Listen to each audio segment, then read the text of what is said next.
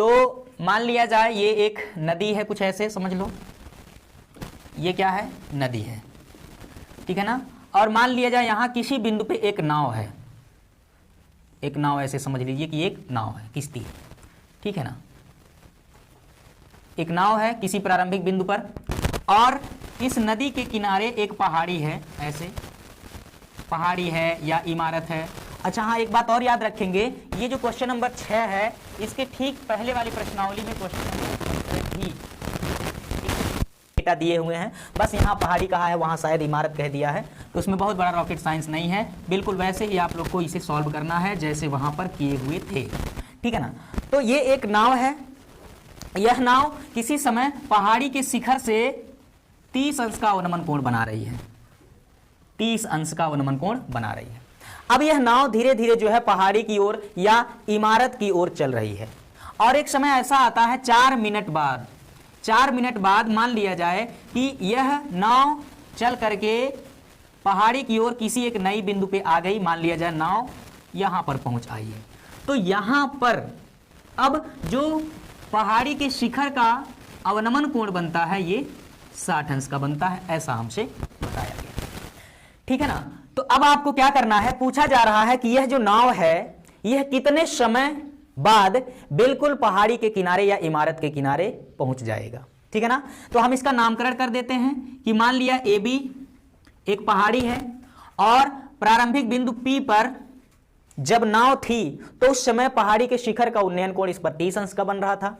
4 minute बाद, 4 minute बाद यह नाव P से नई स्थिति मान लिया जाए Q पर पहुंच गई, 4 मिनट बाद P से Q पर नाव पहुंच गई। तो आपसे पूछा जा रहा है कितने समय बाद यह नाव जो है A पर यानी कि किनारे पहुंच जाएगी, ठीक है ना। तो इतनी बात, इसको हम कम से कम 2 तरीके से हल कर सकते हैं, थोड़ा सा पेशेंस रखना पड़ेगा, धैर्य रखना पड़ेगा, समझना पड़ेगा, इसको हम 2 तरीके से कम हल कर सकते हैं, उसमें कोई दिक्कत वाली बात नहीं है। सबसे पहला हम त्रिभुज का तरीका लगाएंगे कि PQ जो लंबाई है वह AQ के संगत लगभग कितना गुना है, तो उस अनुसार हमको ये मालूम हो जाएगा।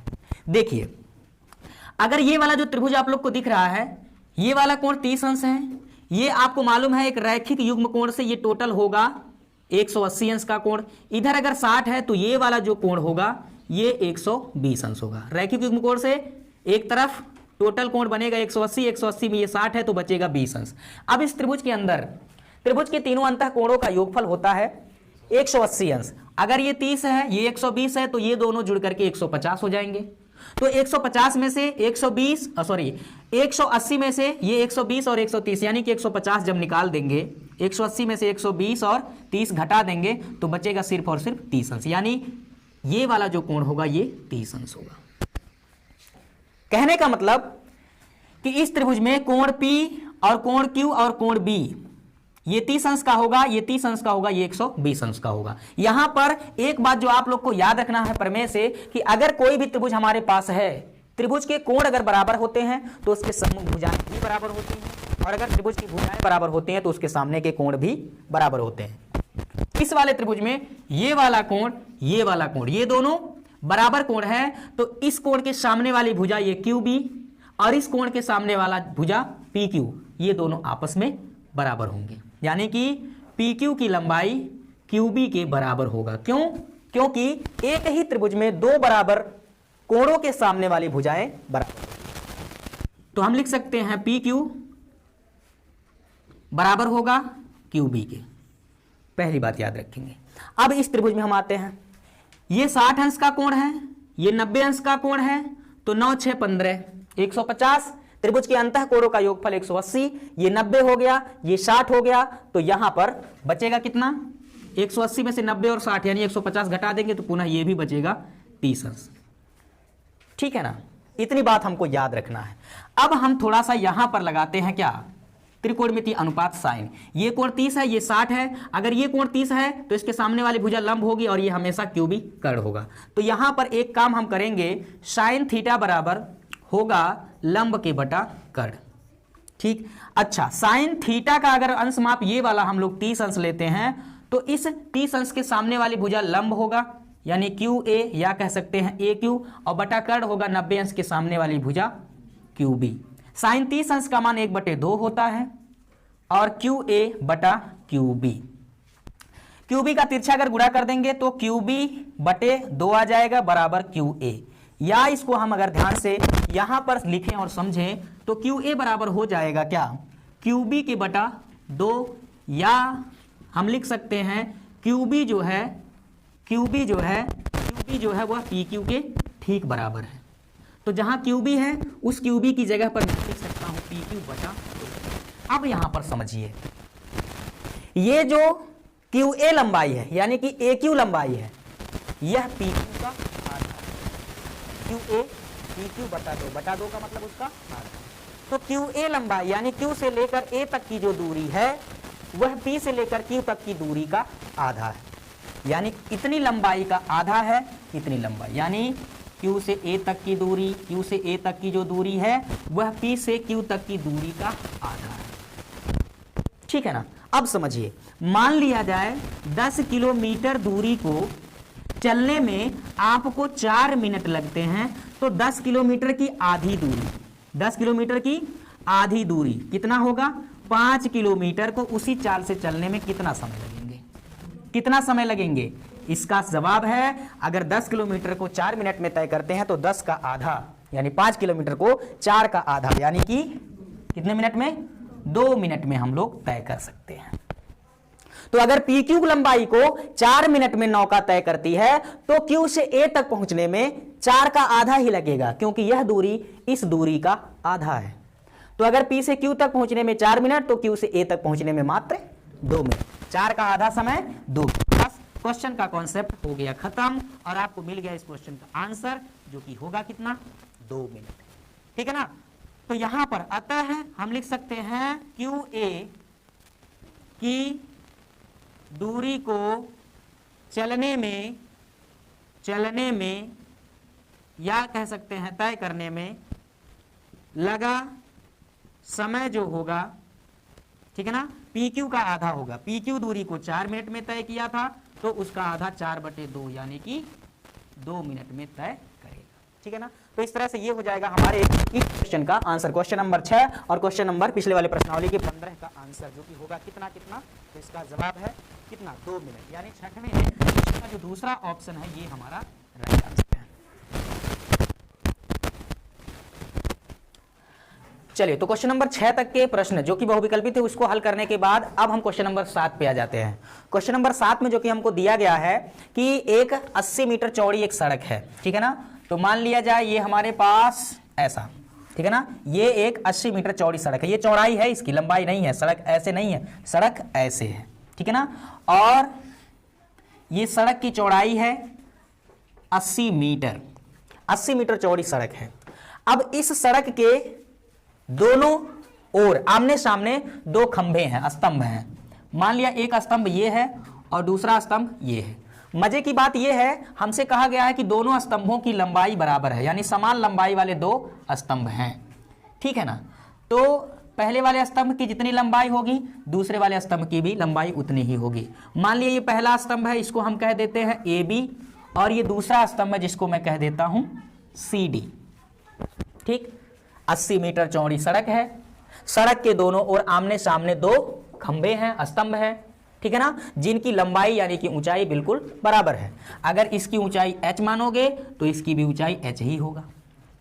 अब कहा गया है इस सड़क के बीच में कोई एक बिंदु है, बिल्कुल मध्य में नहीं कहा है, उसने कहा है सड़क के बीच में कोई एक बिंदु है और उस बिंदु पर इन स्तंभों के शिखर के जो उन्नयन कोण है वह 60 अंश और 30 अंश है।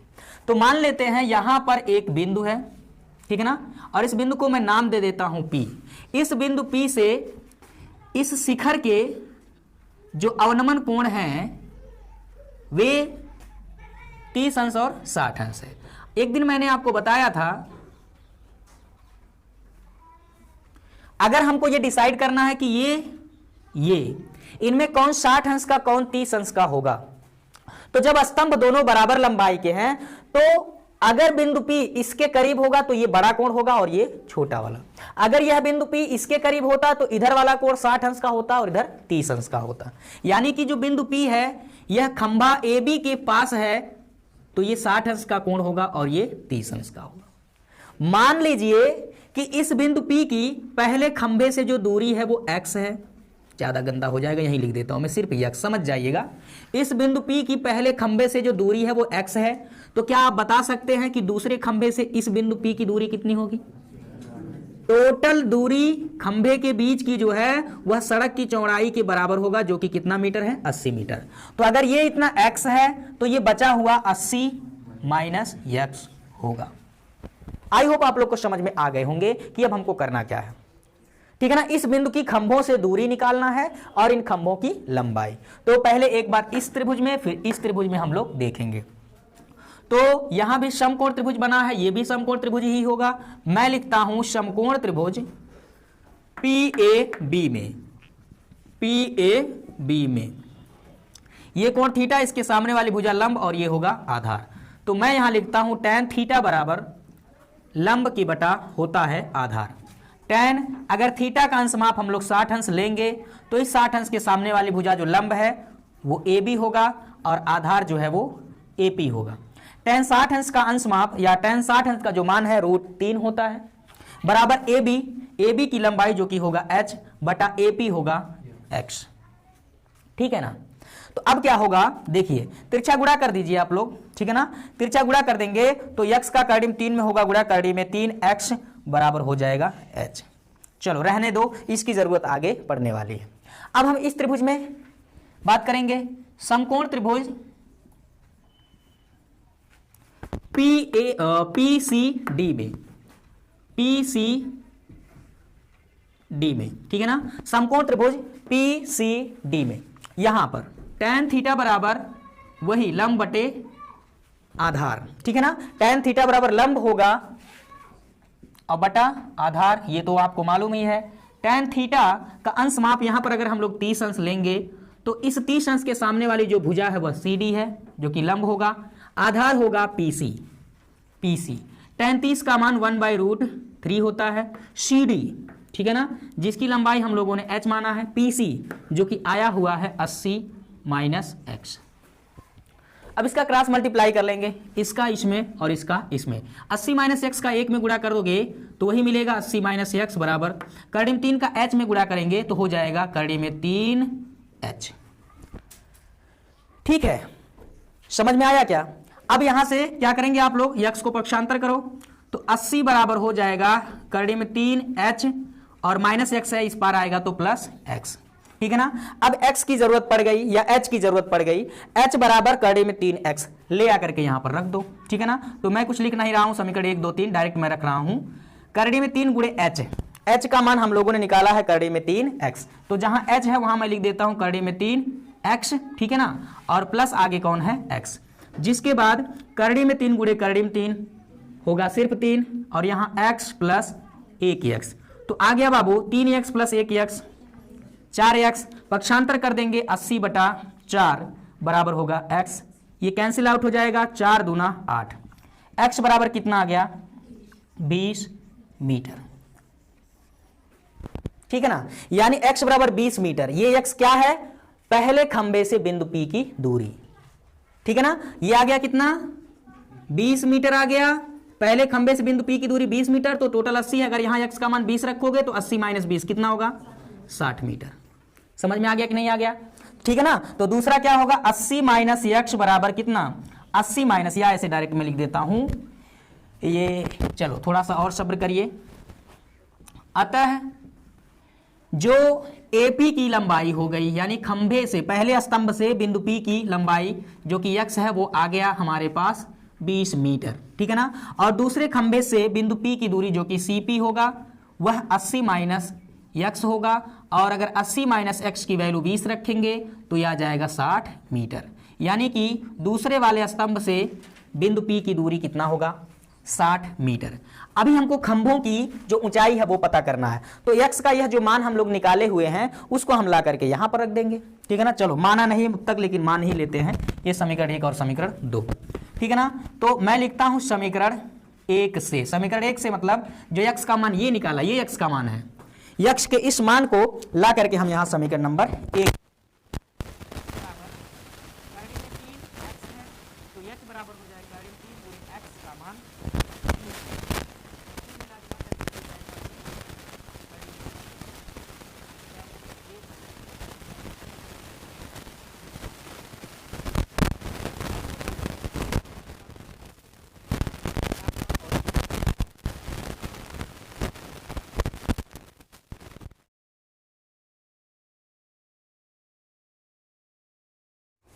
7वें नंबर तक के क्वेश्चन को हल करने के बाद आज के इस लेक्चर से हम क्वेश्चन नंबर 8 और 8 के आगे बचे हुए शेष क्वेश्चन हैं उनको हल करना सीखते हैं। हमने क्वेश्चन नंबर 9 का जो आरेख आकृति है उसको बना लिया है और क्वेश्चन नंबर 8 आप में से अधिकतर बच्चे सॉल्व कर लिए होंगे, जिसमें आसान सा क्वेश्चन है, ठीक है ना। इसमें ऐसा कुछ आकृति दी गई है 8वें में, वो क्या है उसको मैं समझा देता हूं। आप में से जितने बच्चे लगाने की कोशिश नहीं किए हैं वे लगा लेंगे।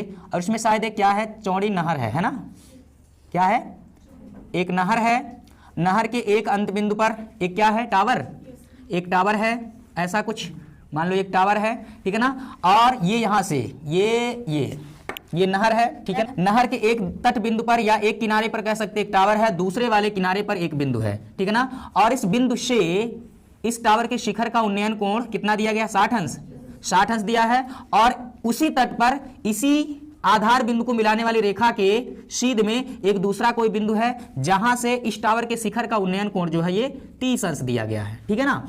और आपको क्या करना, ये यहां से लेकर यहां तक की दूरी ये 20 मीटर दे दिया है। ये नहर की चौड़ाई कितना है जिसको आप x मान लीजिए, ये आपको निकालना है। और टावर की ऊंचाई h क्या है ये आपको निकालना है। सिंपल सा क्वेश्चन है। यहां से यहां तक की जो टोटल डिस्टेंस होगी लल्ला ये 20 प्लस x हो जाएगा, ठीक है ना। तो tan थीटा बराबर लंब बटा ये आधार, ठीक है ना। एक बार लगाओगे क्या, tan थीटा, tan 30 अंश बराबर लंब होगा h बटे आधार होगा 20 प्लस x।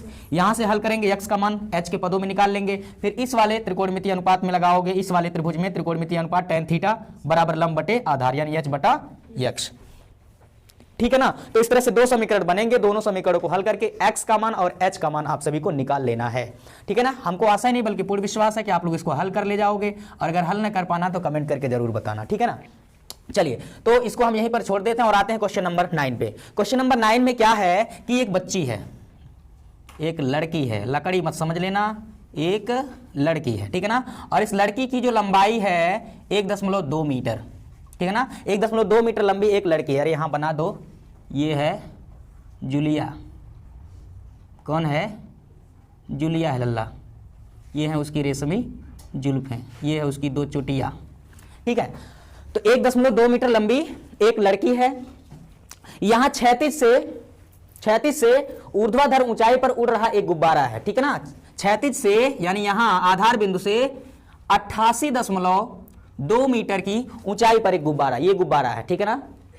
आधार बिंदु से 88.2 मीटर की ऊंचाई पर एक गुब्बारा उड़ रहा है, जहां पर इस गुब्बारे का इस लड़की के नेत्र पर जो कोण बना हुआ है वो कितने अंश का कोण बनाया है, 60 अंश का। कितने अंश का, 60 अंश का है। और कुछ समय बाद जब ये गुब्बारा ऐसे ही उड़ करके थोड़ा सा और अधिक दूरी पर बनता है, या ये गुब्बारा उड़ करके जब दूसरी नई स्थिति में जाता है, तो इस लड़की के नेत्र पर गुब्बारे के द्वारा बना हुआ जो उन्नयन कोण है ये कितना, 30 अंश है, ठीक है ना। समझने की कोशिश करो, मैं फिर से समझाता हूं। 1.2 मीटर लंबी एक लड़की है जो जमीन पर ऊर्ध्वाधर खड़ी है, और इसी जमीन के ऊर्ध्वाधर ऊंचाई पर 88.2 मीटर पर एक गुब्बारा उड़ रहा है। किसी समय इस गुब्बारे का लड़की के नेत्र पर 60 अंश का कोण बनता है, और यही गुब्बारा जब उड़ते हुए एक नई स्थिति में पहुंचता है तो उस वक्त गुब्बारे के द्वारा नेत्र पर बना हुआ जो उन्नयन कोण है वो 30 अंश हो जाता है। हमको यह बताना है कि पहली स्थिति से जब दूसरी स्थिति में गुब्बारा उड़ करके गया है तो इनके बीच की दूरी कितना हुई है, मतलब कितनी दूरी उड़ करके गुब्बारा गया है, यानी गुब्बारे के द्वारा उड़ करके चली गई क्षैतिज दूरी निकालना है, यानी कि ये x निकालना है, ठीक है ना। तो थोड़ा सा ध्यान रखिएगा, इस क्वेश्चन का बेसिक कॉन्सेप्ट क्या है। अब मैं इसको थोड़ा सा और भी आसान तरीके से समझाने की कोशिश करता हूं। इस टाइप का क्वेश्चन पिछले वाले प्रश्नावली में था, ठीक है ना।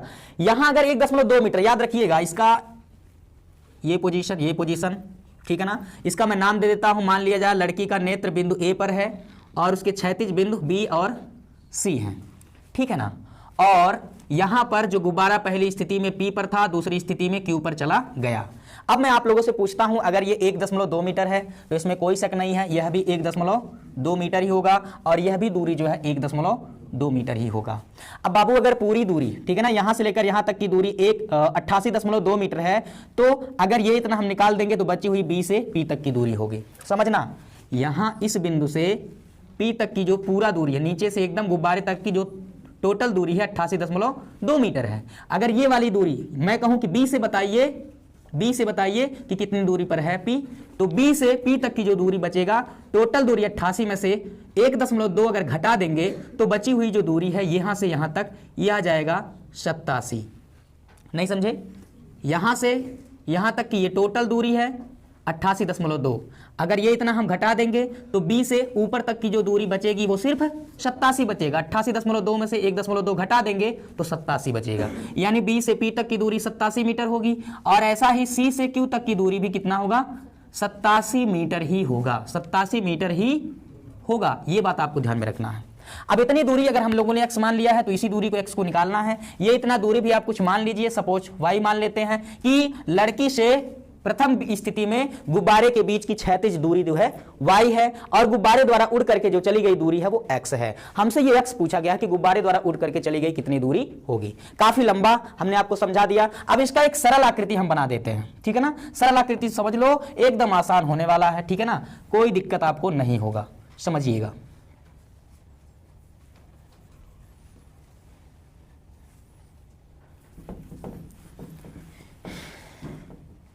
मीरा के प्रभु गिरधर नागर, राधा के मन,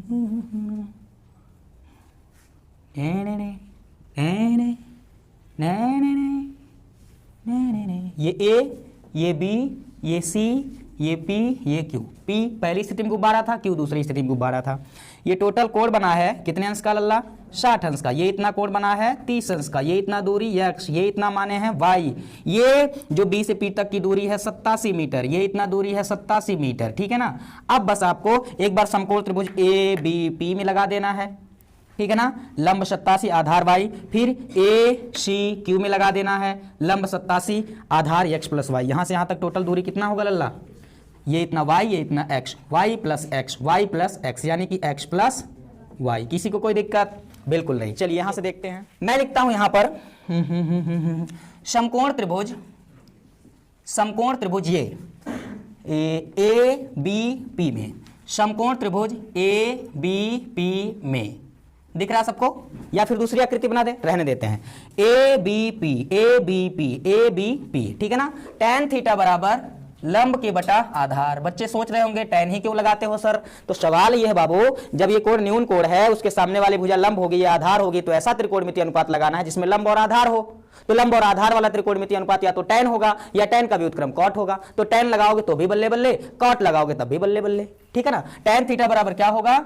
लंब के बटा आधार, ठीक है ना। tan थीटा का अंश माप यहां पर अगर हम लोग ये वाला लेते हैं कितना? 60 अंश। अगर tan थीटा का अंश माप 60 अंश लेते हैं, कोण 60 के लिए लंब होगा ए पी से बी तक की दूरी। 60 अंश के सामने वाली जो भुजा है पीबी, यानी कि बीपी, लो जी ब्लड प्रेशर, बटा आधार कौन होगा? A B. tan 60 अंश का अंश माप होता है √3। बीपी की जो लंबाई है 87 आएगा और बटा में ए बी की जो दूरी है, लंबाई है, वो हम लोगों ने y मान लिया है। तो ये हो जाएगा बटे y। क्रॉस मल्टीप्लाई करोगे √3 y बराबर 87, या लिख सकते हो बाबू y बराबर 87 के बटा करड़ी में 3, ठीक है ना। y का मान ये याद रखेंगे, ध्यान में रखेंगे, आगे जरूरत पड़ने वाली है। अब हम लिखेंगे समकोण त्रिभुज ए सी क्यू में, ठीक है ना। तो लिखता हूं मैं समकोण त्रिभुज ए सी क्यू, चिच्ची ए सी क्यू में, ठीक है ना। अब ए सी क्यू में ये वाला कोण ए सी क्यू में ये न्यून कोण है 30 अंश, इसके सामने वाली भुजा लंब और ए से लेकर सी तक की दूरी जो है आधार होगी। तो फिर लगाएंगे tan थीटा बराबर ये लंब बटा ये आधार। तो यहां मैं लिख देता हूं tan थीटा बराबर लंब के बटा आधार, ठीक है ना। tan थीटा का अंश माप यहां अगर हम लोग 30 अंश लेते हैं तो ये आ जाएगा आपका tan 30 अंश। 30 अंश के सामने वाली जो भुजा है, ये 30 अंश के सामने वाली भुजा ये QC लंब होगा और बटा जो ए से लेकर सी तक की जो क्षैतिज दूरी है वो आधार होगा। तो ये हो जाएगा आधार ए सी, ठीक है ना। tan 30 का मान 1 बटा करड़ी में 3 बराबर QC की जो लंबाई है वो कितना? 87 बटा AC, ए से लेकर सी तक की जो टोटल दूरी है वो x प्लस वाई है, x plus y. Cross multiply, इसका इसमें, इसका इसमें, x प्लस वाई का 1 में गुणा करेंगे तो x प्लस वाई बराबर इसका इसमें गुणा करेंगे 87 करड़ी में 3। अब शायद नीचे आप लोग को ना दिखे, यहां मैं लिखता हूं, देखो बाबू क्या करेंगे, x प्लस वाई का मान हम लोगों ने निकाला हुआ है जो कि कितना है 87 बटा करड़ी में 3, ठीक है ना। तो आ जाएगा y का मान जो है 87 बटा रूट 3 बराबर आगे जो आया हुआ है 87 करड़ी में 3, इसको पक्षांतर करो तो ये मिलेगा 87 करड़ी में 3, ये प्लस में है, ये पद पक्षांतर करेंगे तो माइनस 87 बटा करड़ी में 3, ठीक है ना। अब इसका इसमें गुणा कर लेंगे, 87 करड़ी में 3 डायरेक्ट में कर दूं क्या, अगर इसका इसमें गुणा करेंगे तो ये 87 करड़ी में 3 गुणे करड़ी में 3 होगा सिर्फ 3 और माइनस ऊपर है 87 संपूर्ण बटा में आ जाएगा सिर्फ करड़ी में 3, ये किसके बराबर, x के बराबर, ठीक है ना। तो कितना आ जाएगा देखो जरा, तो ये आ जाएगा, आप चाहो तो 87 कॉमन लोगे, 3 माइनस 1 आ जाएगा 2, यानी 87 गुणे 2, कोई दिक्कत, अरे 3 बार 87 में से 1 बार 87 घटा दो, 2 बार 87 बचा, ठीक है ना। और बटा कितना, करड़ी में 3। अब क्या करेंगे बाबू, करड़ी में 3 से ऊपर नीचे गुणा कर दिया जाए, क्या करड़ी में 3 से ऊपर नीचे गुणा कर दिया जाए, इससे क्या फायदा मिलेगा, 87 गुणे 2 गुणे करड़ी में 3 बटा करड़ी में 3 गुणे करड़ी में 3 होगा सिर्फ 3, ठीक है ना। ये कट जाएगा, ठीक है ना, 3 दूना 6, 3 नवा 27 बोलो होगा, और 29 दूना कितना होगा 58, कितना 58 करड़ी में 3 मीटर, ठीक है ना।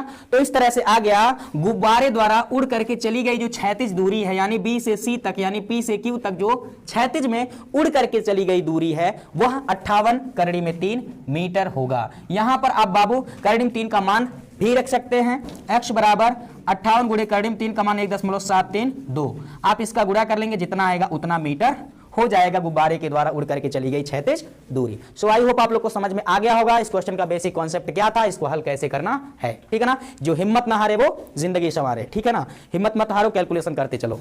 चलिए क्वेश्चन नंबर 10वां देखते हैं। क्वेश्चन नंबर 10वां क्या है बाबू, कह रहा है एक सीधा राजमार्ग है, रास्ता है, एक हाईवे है, ठीक है ना, राजमार्ग ऐसे एक मीनार के आधार की ओर सीधे जा रहा है। ये जो राजमार्ग है ये एक मीनार की ओर एकदम सीधे जा रहा है। मान लीजिए कि ये आपके पास एक मीनार है, ये क्या है लल्ला, मीनार है, मान लो यहां से, ठीक है ना। ये ए भी एक मीनार है, इस मीनार के आधार बिंदु या पाद बिंदु की ओर सीधे चलते जा रहा है एक राजमार्ग, ठीक है ना। इस मीनार पे खड़ा हुआ एक महान व्यक्ति है ना, लो सुसाइड करने के लिए तैयार है, ठीक है ना, मीनार पर से जंप लगाएंगे। ए भी एक मीनार है और इस मीनार के ऊपर खड़ा है एक राजहंस का मानव, महामानव, ठीक है ना। एक मनुष्य खड़ा है जिसकी लंबाई 20 ही है, ठीक है ना। अब देखने में तो लग रहा है कि मीनार और मनुष्य की लंबाई दोनों बराबर है, लो जी थोड़ा सा छोटा कर देते हैं, ये हो गया बिंदु सी। ए भी मीनार है, इसके ऊपर एक मनुष्य है BC और यह सी उस मनुष्य का सर है, ठीक है ना, और वहां से उसकी आंखें भी हैं और वह अपनी आंखों से प्यारे प्यारे नयनों से देखता है, आंखों से देखता है कि राजमार्ग पर मीनार के आधार की ओर आ रही है एक कार। मान लिया जाए यहां पर एक कार है, बिंदु P पर एक कार है, ठीक है ना, और ये कार जा रही है किसकी तरफ, मीनार के आधार की ओर। किसी समय इस कार का इस मानव के नेत्र द्वारा बना हुआ अवनमन कोण छिछी बना हुआ अवनमन कोण कितने अंश का है लल्ला, 30 अंश का है। यानी यहां पर ये जो बना हुआ अवनमन कोण है कितने अंश का है, 30 अंश का है। तो अगर ये 30 अंश का कोण है तो नो एनी डाउट ये भी 30 अंश ही होगा। अब ये कार आधार की ओर चलती जा रही है, तो मान लिया थोड़े समय बाद या 6 सेकंड बाद, कितने सेकंड बाद, 6 सेकंड बाद कार पहुंच करके यहां पर चली गई, इस नए बिंदु Q पर चली आई है। अब इस बिंदु पर उसी मनुष्य के नेत्र का जो अवनमन कोण बनता है, नेत्र पर जो इस कार के द्वारा अवनमन कोण बनता है, ये कितने अंश का बनता है, 60 अंश। तो नो एनी डाउट ये भी कितना होगा, 60 अंश ही होगा। अब देखना बाबू, बिंदु P पर कार था प्रथम स्थिति में, 6 सेकंड बाद, कितने सेकंड बाद, 6 सेकंड बाद P से Q पर पहुंच गया है कार। आपको अब बताना है कि Q से A तक पहुंचने में कार को कितना समय लगेगा, ठीक है ना। और इसके पहले वाले प्रश्नावली क्वेश्चन नंबर 15 था, वहां पर समय दिया हुआ था 4 सेकंड और यह जो दूरी था इस दूरी का आधा था, तो इसमें 4 सेकंड का आधा समय, 4 मिनट का आधा समय लगा था, जिसको हम क्या कहते हैं, 2 मिनट। उन क्वेश्चनों का कितना आंसर था, 2 मिनट। यहां सेकंड में ही है ना कि मिनट में है, सेकंड में ही है, ठीक है ना। तो सेकंड दिया। अब P से Q तक पहुंचने में 6 सेकंड लग रहा है, Q से A तक पहुंचने में कितना समय लगेगा। तो हमको यह जानना जरूरी है कि QA जो दूरी है वह PQ की अपेक्षा कितना गुना है। समझिएगा, सिंपल सी बात है, यही मैं निपटा देता हूं। पी क्यू सी जो त्रिभुज देख रहे हैं आप लोग, ये कोण 30 अंश, यहां पर बचा हुआ कोण ये कितना होगा, ये 60 अंश, रैखिक युग्म कोण से ये टोटल 180 अंश होगा। इधर 60 है तो बचेगा इधर 120, बोलो बचेगा ये 30 और ये 120 हो गया 150। त्रिभुज के तीनों अंतर कोणों का योगफल 180 अंश, 180 में से ये दोनों अर्थात 150 घटा दीजिए तो कितना बचेगा 30, यानी कि ये हो गया 30। या ऐसे यहां भी कह सकते हैं, यहां पर टोटल ये 60 अंश का कोण है, ये बाहर 30 अंश है, तो अंदर कितना बचेगा 30 अंश। अब जरा देखो लल्ला, पी क्यू सी में, त्रिभुज पी क्यू सी में दिख रहा है कोण P जो है ना वो बराबर है कोण C के, और दोनों 30 अंश के हैं, यानी कि ये वाला कोण इस कोण के क्या है बराबर।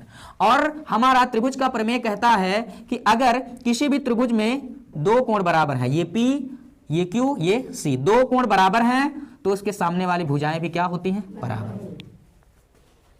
मतलब ये हुआ, मतलब क्या कहते हैं, मतलब ये हुआ कि PQ की लंबाई, PQ भुजा की लंबाई जो है वो बराबर होगा QC के। क्या आप लोग सहमत हैं इस बात से? बिल्कुल सहमत होंगे। क्यों सहमत होंगे भैया? क्योंकि किसी भी त्रिभुज में अगर कोण बराबर हैं तो उसके सामने वाली भुजाएं भी आपस में बराबर होती हैं, और जो कोण बड़ा होता है उसके सामने वाली भुजा भी बड़ी होती है। ये प्रमेय है 9th के लेवल से, हम सभी को समझना चाहिए था, और समझे भी हैं लेकिन याद नहीं आ रहा है, तो थोड़ा सा यहां पर ध्यान रखिएगा, ठीक है ना। तो अगर कोण बराबर तो सामने वाली भुजाएं भी बराबर होंगी, जो कोण बड़ा उसके सामने वाली भुजा भी बड़ी। यानी कि एक बात तो यहां पर फिक्स हो गया कि PQ भुजा की जो लंबाई है वह QC के क्या होगा बराबर। अच्छा, अब आते हैं इस त्रिभुज में,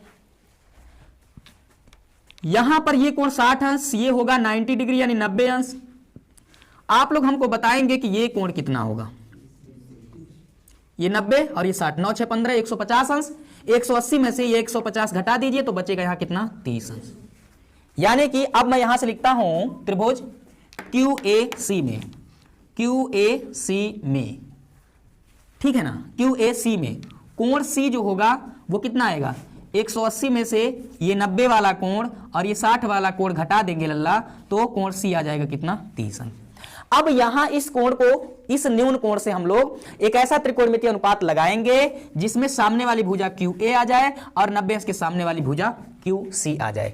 तो अब हम क्या करेंगे, त्रिकोणमितीय अनुपात लगाएंगे साइन थीटा। साइन थीटा बराबर होता है लंब के बटा कर्ण, ठीक है ना। साइन, अगर यहां थीटा का अंश माप हम लोग 30 अंश ले लें, साइन थीटा बराबर लंब होगा QA, लंब होगा QA, और 90 अंश के सामने वाली भुजा कर्ण है कौन, QC। साइन 30 का मान 1/2 आप सभी को याद होगा और होना भी चाहिए। QA बटा QC, या आप ऐसे लिख सकते हो, या QC का तिरछा गुणा कर लो, QC बटा 2 बराबर QA, या आप ऐसे लिख लो QA जो हो गया लल्ला वह QC का आधा हो गया, और QC की जो लंबाई है, QC की जो लंबाई है वो PQ के बराबर है, PQ के बराबर, यानी QC की जगह PQ लिख सकते हैं और बटे में 2 रहेगा ही रहेगा। अब यहां इन तथ्यों से हमको क्या जानकारी मिलती है, इस गणितीय संबंध से हमको क्या स्पष्ट होता है, इसको समझने की कोशिश करते हैं। QA की जो लंबाई है, यानी QA की जो लंबाई है वह PQ का बटे 2 मतलब आधा है। PQ लंबाई का आधा है कौन, QA लंबाई, यानी कि ये जो QA है ना इस लंबाई का क्या है आधा। अब थोड़ा सा खोपड़ी पे जोर डालिए आप लोग, P से Q तक की दूरी चलने में 6 सेकेंड लगता है, 6 सेकेंड लगता है, तो इसकी आधी दूरी जो कि ये है उसको चलने में कितना समय लगेगा?